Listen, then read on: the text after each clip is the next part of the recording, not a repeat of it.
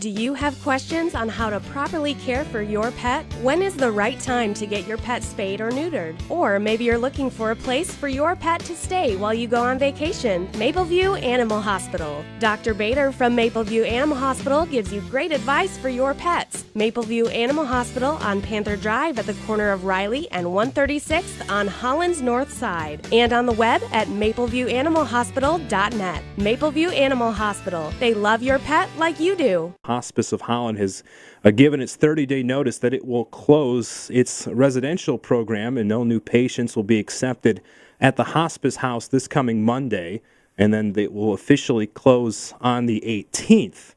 And joining us this morning is Torrey Husmann, who's the executive director, and Denise Stancel, who's the business director. And first off, sorry, Denise, it's not Dennis. I said Dennis not. Last time. That's all right. I forgive you.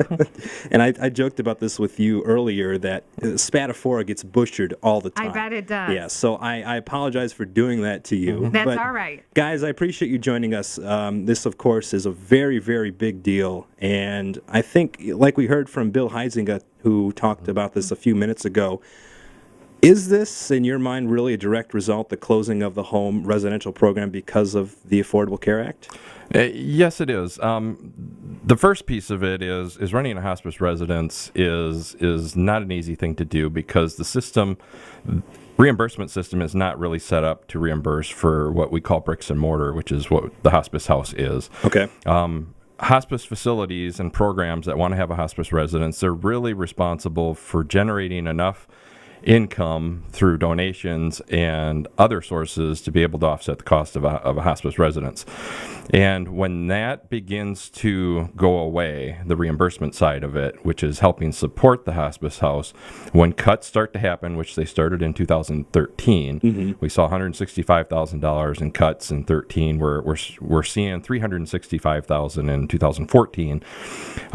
As a non-for-profit, that $500,000 right there is a huge sum of money for us, and that means that we begin to start stealing from our savings in the organization to go and offset the cost of running a residential facility. And from a business standpoint, you can only do that for so long. Eventually what will happen is savings runs out, and then the entire organization obviously would have to go away.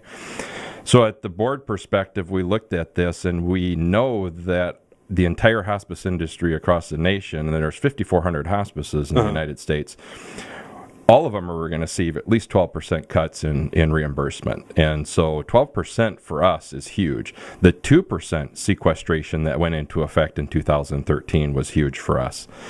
We don't have a big bottom line in the organization. And so when these cuts start to happen, which they've already started, we're now getting to the point of where we were able to forecast out in just a short period of time that the organization, if we didn't do anything today and we kept status quo, the organization would essentially have to close its doors within a couple of years, because we just don't have that type of resources that are coming in. Sure. So when you look at where the revenue is going within the organization and where the expense is, a lot of people don't know that 87% of all of our business is in the patient's home. Only 13% of our patient care is actually at the Hospice House. Wow. So okay. it's a real small margin of what we actually do overall. But when you look at the financial end of it, almost the entire amount of resources, financial resources in the entire organization, all go over to just keeping the Hospice House open.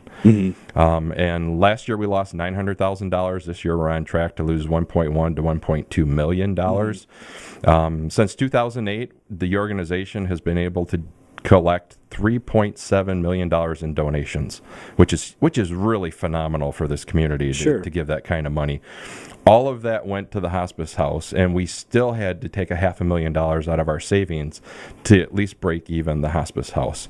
That's as of today, and we know that there's going to be a 12% decrease in our reimbursement now because of healthcare reform, which is built into the Affordable Care Act. We know that this isn't going to work, and so we had to make a decision. It's either do what we're doing and stay status quo and risk the entire organization closing, or do we close the Hospice House and keep those finances that we have for the home care side of the business, which is really the biggest part of our business. Yeah. And the home care side of the business is growing rapidly. We're having our busiest year ever in our 33-year history. Our palliative care program is taking off. We're projected to have 300 brand new patients in our palliative care program this year. And so the home care side of the business is rapidly growing. And we need to be able to support that through healthcare reform that's going to be happening in the next 5 years. And so it was very clear then to us that we needed to get out of running a residential hospice facility in order to be able to survive what's going to be happening soon. Take me back a couple of years when Obamacare was passed. What were your thoughts then? Knowing what I knew about a lot of the segments of how this is going to be impacting, I knew that within a short period of time, this was going to be a game changer on how we do healthcare, not only within the hospice industry, but it's going to affect home health industry, durable medical equipment providers. It's going to affect hospitals. It's going to affect how physicians are reimbursed. The way that I have been a part of healthcare for the last 27 years is going to totally change on how we operate moving forward. You're going to see a lot of strange relationships of where you have fierce competitors now having to stand side by side in order to provide health care because of how this reimbursement system has been built into the Affordable Care Act. You're going to see hospitals starting to merge and partner. You're going to have probably fewer hospitals, larger hospitals. You're also within the hospice industry. We have 15 hospices in West Michigan. Yeah. I predict probably within the next 3 years we're going to have 6. So this is really going to affect people who need long-term care or like you said, hospice care, because there's going to be less options available. Well, there'll be less options available. There'll still be the option. We'll still have hospice care. There's going to be fewer hospices. They're just going to be a lot bigger hospices. Okay. Will this affect wait time like we saw kind of in the VA sort of situation? No. Okay. No. But, there's a lot of talk right now in Washington about even changing the reimbursement structure that hospice is built under. It could be that we have to get our reimbursement eventually through a hospital system.